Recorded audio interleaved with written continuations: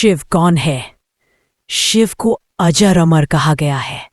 वे कल्याणकारी भी है, दयावान भी है और बहुत ही जल्दी प्रसन्न भी हो जाते हैं। ये शिव कौन है, कैसे है, उनका कर्तव्य क्या है, यह देखने के लिए हमें अपनी प्राचीन साहित्य का अवलोकन करना होगा। पौराणिक साहित्य में शिव के नाम पर अनेकों कथाओं का सृजन किया गया है और अनेकों नामों से शिव को अभिहित किया गया है। उनकी व्याख्या भी अनेक प्रकार से की गई है। एक बात स्पष्ट है कि सभी इनका मूल वेदों से ही निकालते हैं, किंतु हम देखते हैं कि वेद वर्णित शिव तथा परवर्ती साहित्य में वर्णित शिव में महानु अंतर है। वस्तुतः वेदों में जिस शिव का वर्णन है वह तो सृष्टि की नियामक शक्ति का ही एक रूप है। परवर्तो साहित्य में शिव का जो रूप हमें देखने को मिलता है वह इतिहास और कल्पना का अद्भुत मेल है। वेदों में जहां वह नाम आध्यात्मिक पक्ष को पुष्ट करता है, वह महाभारत में शिव को हम ऐतिहासिक चरित्र के रूप में देखते हैं और पौराणिक साहित्य में यह बहुत ही विकृत अवस्था को प्राप्त हुआ है। दुर्भाग्य की बात है कि हम आज इसी विकृत रूप को सर्वत्र प्रतिष्ठित पाते हैं। यह अवश्य ही विचारणीय है कि शिव का वैदिक आध्यात्मिक रूप इस विकृत अवस्था को कैसे प्राप्त हो गया। विकृत अवस्था को प्राप्त होकर भी वह आज प्रतिष्ठित इसलिए है कि शिव के वैदिक नामों की प्रतिष्ठा सदैव ही बनी रही है, किंतु उनकी व्याख्या अनेकों प्रकार से प्रस्तुत करके अपने मंतव्य की पुष्टि करने का प्रयास प्रत्येक मत पंथ ने किया है। सर्वप्रथम हम वेदों में ही शिव का उल्लेख देखते हैं। यजुर्वेद के 16वें अध्याय का देवता रुद्र है।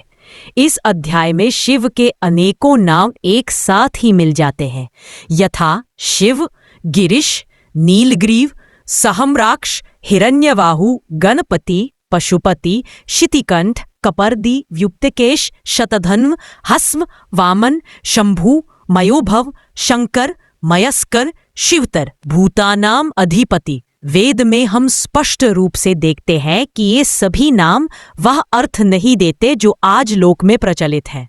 कुछ विद्वान ऐसा मानते हैं कि वेद में उसी शिव का वर्णन है जिसके नाम पर अनेक पौराणिक कथाओं का सृजन हुआ है और उसी की पूजा उपासना वैदिक काल से आज तक चली आती है।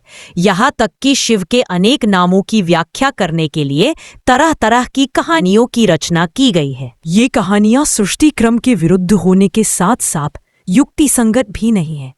इन कहानियों से शिव का उज्जवल स्वरूप तो नष्ट होता ही है, साथ ही अनेक अनर्गल क्रियाकलाप भी इससे जुड़ जाते हैं। इन कहानियों के रचयिता शिव को अजर अपर मानते हुए भी उनका ऐतिहासिक रूप इस विभत्सता से प्रस्तुत करते हैं कि स्पष्ट नहीं हो पाता कि हम कौन से शिव का अवलोकन कर रहे हैं। रामायण में शिव का वर्णन। रामायण के नाम से हम 2 ग्रंथों से विशेषतः परिचित हैं। प्रथम वाल्मीकि द्वारा रचित रामायण और द्वितीय तुलसीदास द्वारा रचित रामचरितमानस। आमतौर पर तुलसीदास की रामचरितमानस को भी रामायण कह दिया जाता है, जो कि गलत है। इन दोनों ग्रंथों में महान अंतर है। भाषा का अंतर तो है ही, कथा का भी अंतर है। वाल्मीकि का वृत्तांत सत्यता के निकट है, उस पर हम पूरा भरोसा कर सकते हैं, जबकि तुलसी का वृत्तांत भक्ति भावना से लिखा गया मानवीय और अमानवीय कथ्यों का अजीब मिश्रण है। यह निश्चित ही नहीं हो पाता कि तुलसी दशरथ के पुत्र राम का वर्णन कर रहे हैं या संसार की नियामक शक्ति का। शिव के संबंध में भी तुलसी का वर्णन विश्वसनीय नहीं माना जा सकता। अतः हम वाल्मीकिकृत रामायण में ही देखना चाहेंगे कि उसमें कौन से शिव का वर्णन है, क्योंकि वाल्मीकि रामायण ही प्राचीनतम राण काव्य है। वाल्मीकि रामायण के बालकाव्य में शिव का वर्णन सर्वप्रथम 30वें सर्ग में मिलता है। विश्वामित्र के साथ भ्रमण करते हुए राम लक्ष्मण जब सरयू तट पर बने एक आश्रम के विषय में उनसे पूछते हैं तो विश्वामित्र का उत्तर इस प्रकार मितलता है।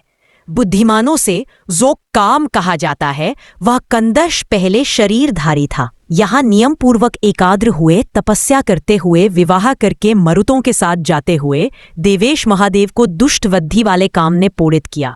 महात्मा शिव ने फुक्कार किया, हे रघुनंदन, रुद्र की औक से जले हुए द्रमति कि शरीर से सब अंग गिर गए। महात्मा शिव से जलाए हुए अंग नष्ट हुए। देवेश्वर शिव ने क्रोध से काम को शरीर रहित किया। हे राघव, उस काल से वह अनंग नाम से विख्यात हुआ। उसी शिव का यह पहले पुण्य आश्रम था।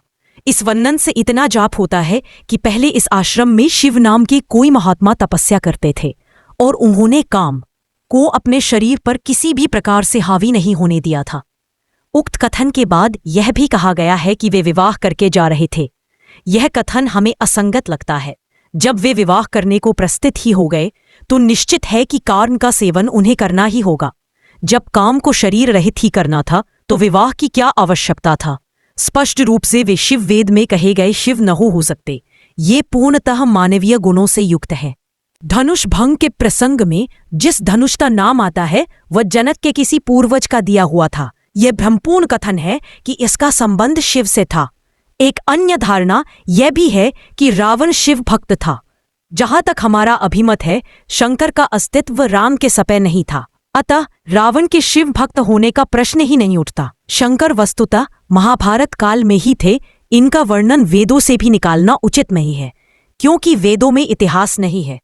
राम के विषय में भी यही धारणा लोक में प्रचलित है कि राम शिव के उपासक थे। यदि यह कहा जाए कि राम इस संसार के रचयिता थे, वह के उपासक थे, तब तो ठीक है, किंतु यदि उस शिव का आरोपण यहाँ किया जाए जिसका वर्णन महाभारत और पुराणों में है तो यह गलत होगा।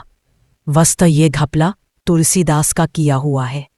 उन्होंने ही शिव और राम को एक दूसरे का उपास्य बताकर इतिहास क्रम को दूषित किया है। अक्सर राम के द्वारा सेतु बंधन का उदाहरण दिया जाता है और कहा जाता है कि इस अवसर पर राम द्वारा शिवलिंग को स्थापना की गई और आज उसी स्थान पर रामेश्वरम का मंदिर विद्यमान है। वाल्मीकि रामायण से ये प्रमाणित नहीं होता।